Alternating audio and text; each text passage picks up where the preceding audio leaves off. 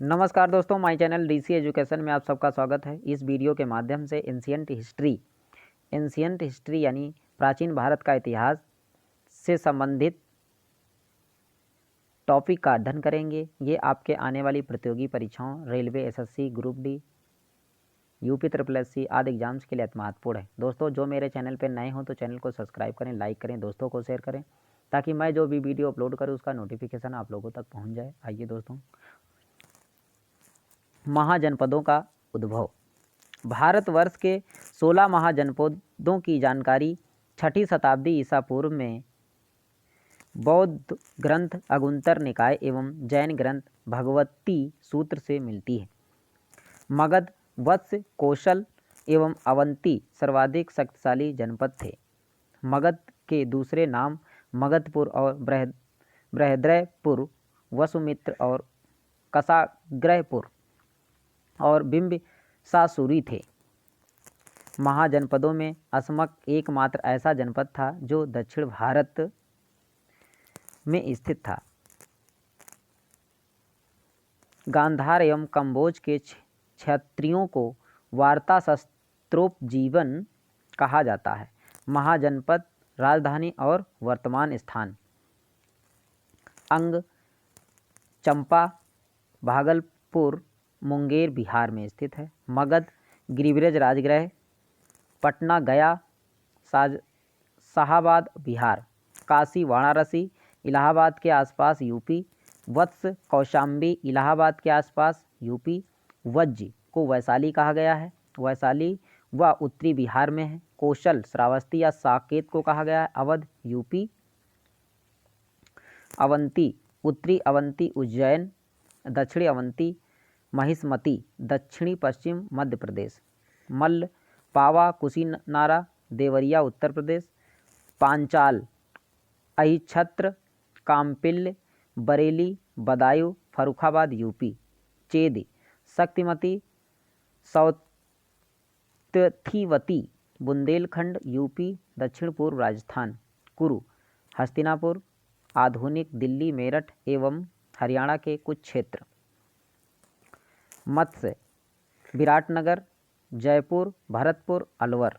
कंबोज, आहटक, राजपुर, राजेश्वरी एवं हजारा क्षेत्र, पाकिस्तान। सूरसेन, मथुरा, ब्रज मंडल क्षेत्र, यूपी। असमक, पोटली, पोतन, नर्मदा गोदावरी नदी क्षेत्र, दक्षिण भारत। गांधार, तक्षशिला, कश्मीर एवं उत्तर प्रदेश, पाकिस्तान। मगध जनपद का उत्कर्ष। मगध जनपद का उत्कर्ष। महाभारत और पुराणों के अनुसार मगध के प्रथम राजवंश की स्थापना वसु के पुत्र जरासंध के पिता बृहद्रथ ने की थी। लगभग 545 ईसा पूर्व में बिंबिसार ने मगध में हर्यक वंश की स्थापना की एवं राजगृह को अपनी राजधानी बनाया। बिंबिसार ने कौशल नरेश प्रसेन चित्त की बहन महाकोशला से, वैशाली के चेटक की पुत्री चेलना से तथा मध्य देश आधुनिक पंजाब की राजकुमारी क्षेमा से विवाह किया था। बिंबिसार को जैन साहित्य में श्रेणिक कहा गया है। इसने ब्रह्मदत्त को हराकर अंग राज्य को मगध में शामिल कर लिया। राजवैद्य जीवक को बिंबिसार ने महात्मा बुद्ध की सेवा में भेजा था। अवंती के राजा चंड प्रद्योत जब पांडु रोग से ग्रसित थे, उस समय भी बिंबिसार ने जीवक को उसकी सेवा शुश्रूषा के लिए भेजा था। बिंबिसार के पुत्र अजातशत्रु ने 493 ईसा पूर्व में इसकी हत्या करके अपनी शासन स्थापित किया। कुणिक, अजातशत्रु का उपनाम था। इसे पितृहंता शासक कहा गया।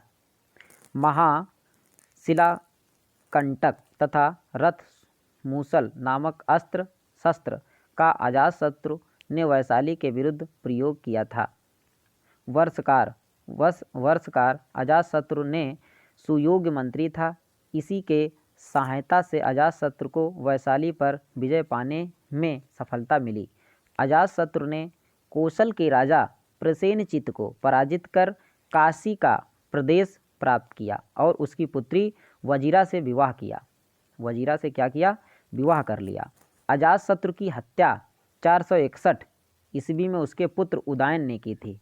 अजातशत्रु की हत्या 461 ईसा पूर्व में उसके पुत्र उदयन ने की एवं वह मगध का अगला शासक बना।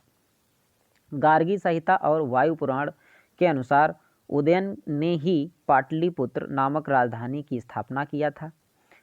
हर्यक वंश का अंतिम राजा उदयन का पुत्र नागदशक था, जिसकी हत्या 412 ईसा पूर्व उसके अमात्य शिशुनाग ने कर दी और नए राज्य शिशुनाग वंश की स्थापना की।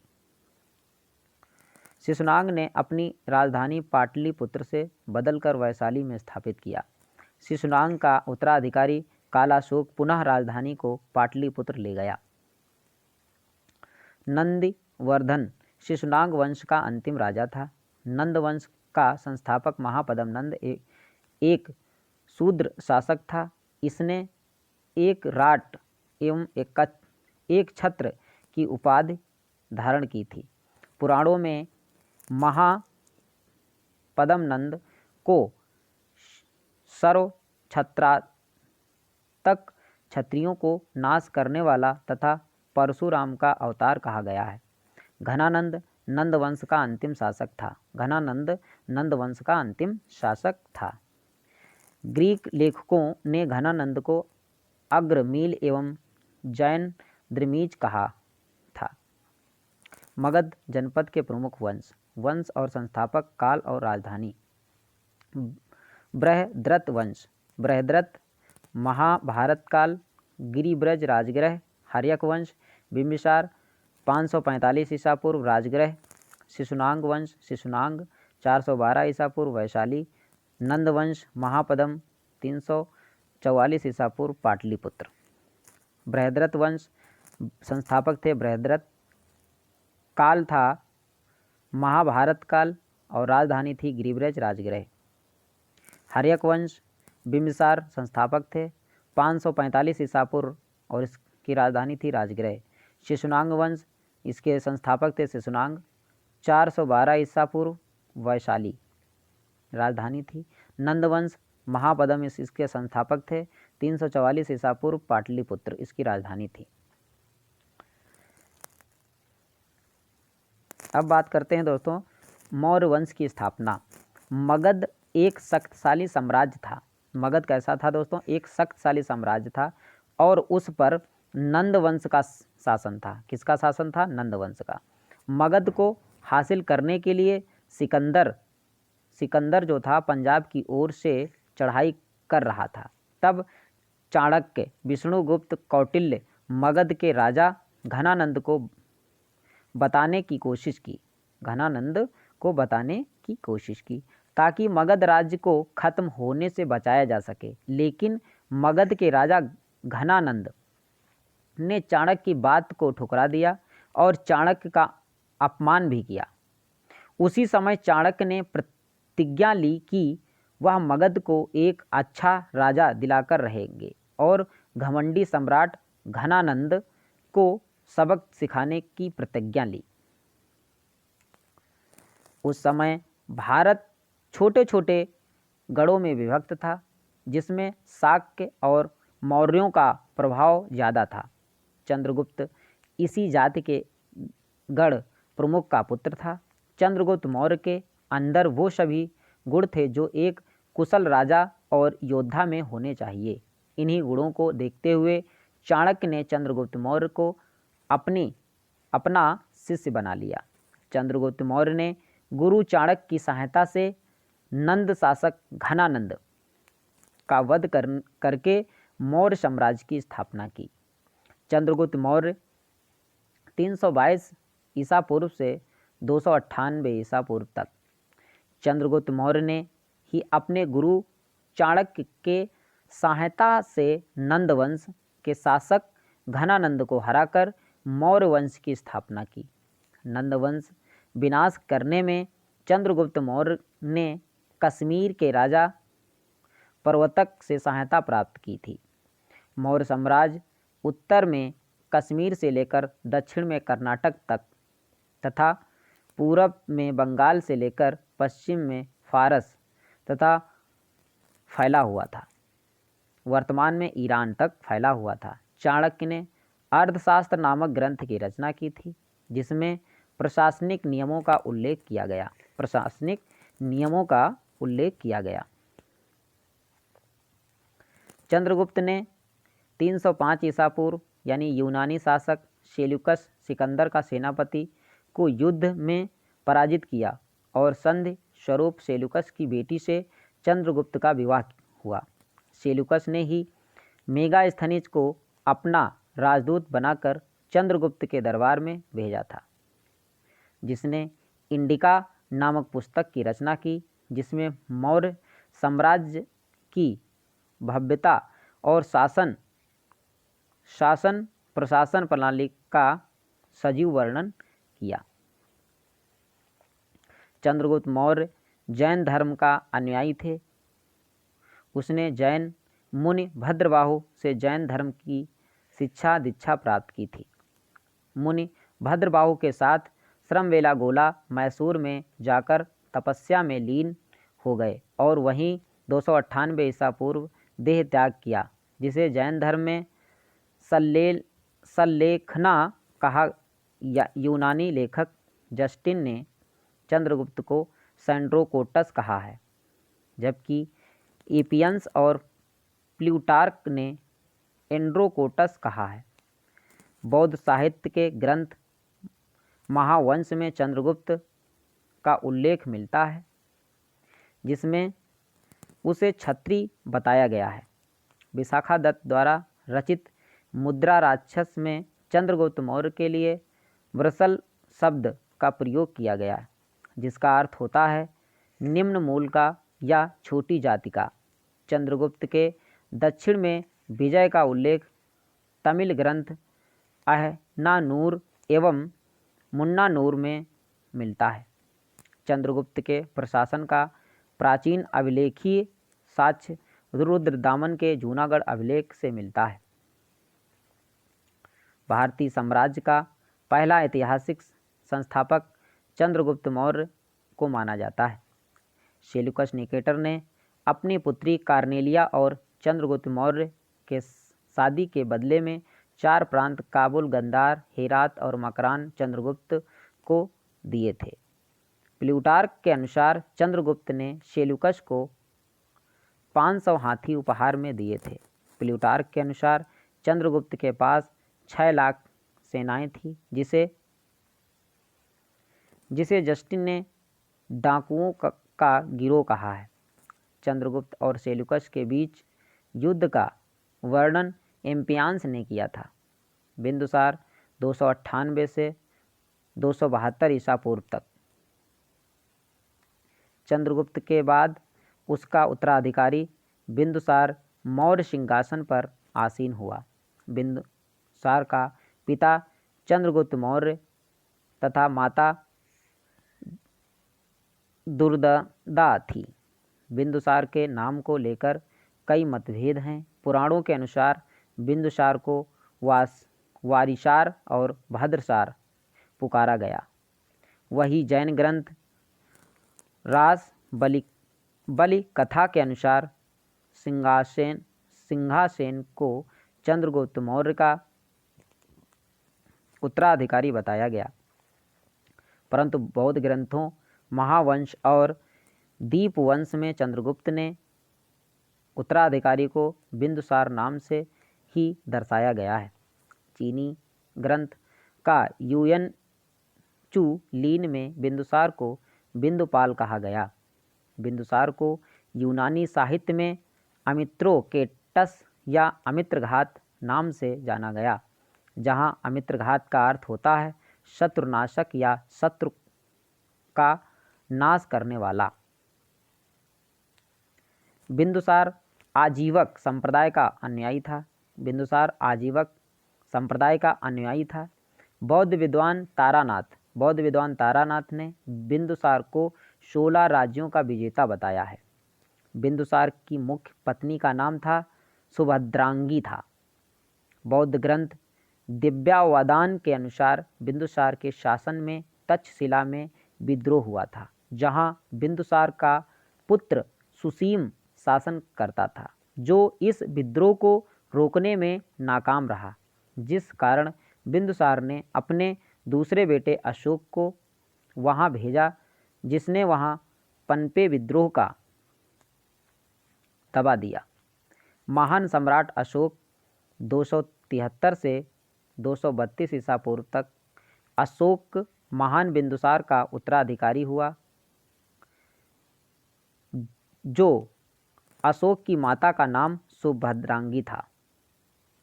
अशोक के राजगद्दी पर बैठने के समय वह अवंती का राजपाल था।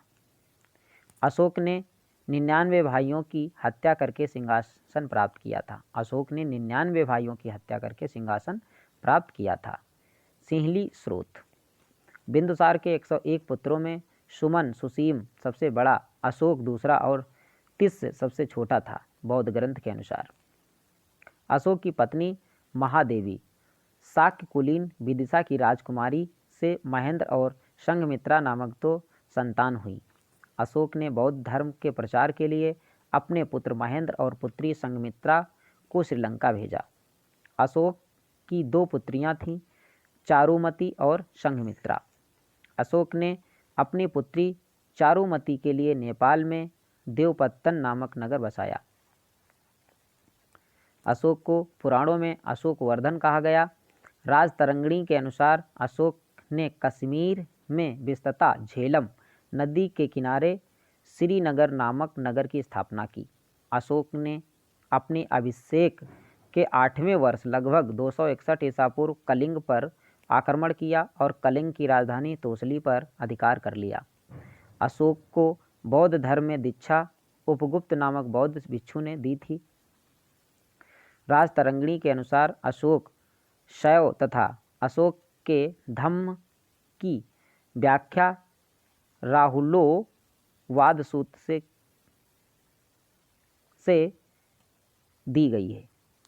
अशोक ने आजीविकों के रहने हेतु बराबर की पहाड़ियों पर 4 गुफाओं का निर्माण करवाया, जिनका नाम एक कर्ण था, एक चौपड़ और सुदामा तथा विश्व झोपड़ी था। भारत में शिलालेख का प्रचलन सर्वप्रथम अशोक ने किया था। किसने किया था? अशोक ने। अशोक के शिलालेखों में ब्राह्मी, खरोष्टी, ग्रीक एवं अरमाइक लिपि का प्रयोग हुआ है। मौर्य साम्राज्य 137 वर्ष तक रहा। इस वंश का अंतिम शासक बृहद्रथ तथा अशोक के 7 स्तंभलेख हैं। स्तंभलेख स्थल अवस्थिति। प्रयाग स्तंभलेख अकबर इलाहाबाद किला, इसे रानी का अभिलेख कहा जाता है। दिल्ली टोपरा फिरोज शाह तुगलक दिल्ली, इस पर 7 अभिलेखों का उल्लेख है। दिल्ली मेरठ फिरोज शाह तुगलक दिल्ली। रामपुरवा चंपारण बिहार। लौरिया अरेराज चंपारण बिहार।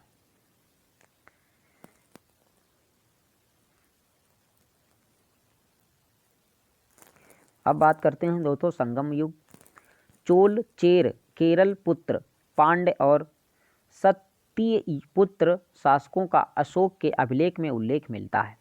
पाणिनि की अष्टाध्यायी में चोलों के बारे में पहली जानकारी मिलती है। बाघ इसका राजकीय चिन्ह था। करिकाल इस वंश का महत्वपूर्ण शासक था। इसे जले हुए पैरों वाला भी कहा जाता है। इसने अधिराज की उपाधि धारण की थी। किसकी उपाधि धारण की थी? अधिराज की। चोलों की पहली राजधानी उत्तरी मन्नूर एवं बाद में उरैयूर तथा तंजावुर थी। करिकाल ने कावेरी के तट पर पुहार नगर कावेरी पत्तनम की स्थापना की। चेर राज्य केरल पांड्य देश की पश्चिम और उत्तर से समुद्र और पहाड़ों के बीच एक सकरी पट्टी में स्थित था। चेर वंश का प्रथम शासक उदयन जनरल था। इसे लाल चेर भी कहा जाता था। उदयन जेरल काल का महान संरक्षक था। संगम के कवि पररण ने इसकी प्रशंसा की थी। चेर शासक उदयन जनरल ने पत्नी या कर्णांगी पूजा को प्रारंभ कराया। चेर शासक पेरून जेरल इम्पोई विद्वानों का संरक्षक था। इसने कई यज्ञ संपन्न कराए। इसी के काल में दक्षिण में गन्ने की खेती की शुरुआत हुई। मादर जेरल इम्पोई चेर का अंतिम शासक था, जिसे हाथी की आंख वाला कहा जाता था। भारतीय प्रायद्वीप के सुदूर दक्षिण और दक्षिण पूर्वी भाग में पांड्य राज अवस्थित था। मदुरई पांड्य की राजधानी थी। मेगास्थनीज ने पांड्यों का सर्वप्रथम उल्लेख किया था। पांड्य राजा का प्रतीक चिन्ह मछली कार्य था। पांड्य राजा मोतियों के लिए प्रसिद्ध था। किसके लिए प्रसिद्ध था? मोतियों के लिए। पांड्य शासक नेदु जेलिन के कुशल शासक की जानकारी मदुरै काजी से मिलती है। पांड्य शासक नेडियोन की जानकारी पत्तू पातू में संकलित है। मंगुडी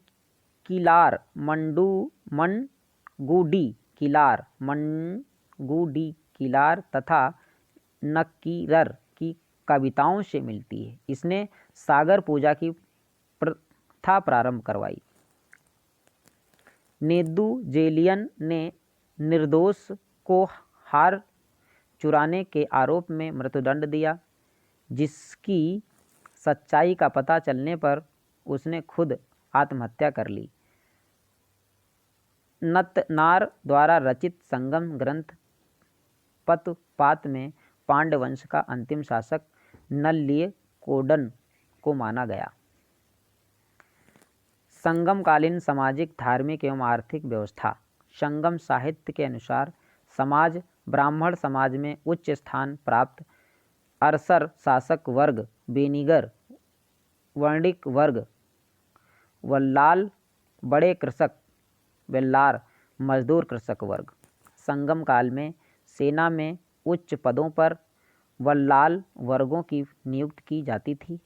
चोल सेना में इस वर्ग को अरसू एवं वेल तथा पांड्य सेना में कवीदी कहा जाता था। इस वर्ग का राज परिवार के वैवाहिक संबंध होता था। वेल्लार वर्ग के मुखिया को वेल्लरी कहा जाता था। संगम काल में कडेसियस निम्न जाति के लोग थे, जो कृषि कार्य करते थे एवं पुलयन रस्सी बनाने वाली एक जाति थी। संगम काल में दास प्रथा का उल्लेख नहीं मिलता है, यद्यपि सती प्रथा का प्रचलन था। संगम काल में उरैयूर कपास व्यापार का प्रसिद्ध केंद्र था। संगम काल में मुख्य स्थानीय देवता मुरुगन थे, जो आरंभिक मध्यकाल में सुब्रह्मण्यम या कार्तिक कहलाने लगे। इसका प्रतीक चिन्ह मुर्गा को माना जाता है। ये आज का लास्ट टॉपिक था दोस्तों। वीडियो पसंद आया तो चैनल को सब्सक्राइब करें, लाइक करें, दोस्तों को शेयर करें, ताकि मैं जो भी वीडियो अपलोड करूं उसका नोटिफिकेशन आप लोगों तक पहुंच जाए। अब मिलेंगे नेक्स्ट वीडियो में। जय हिंद दोस्तों।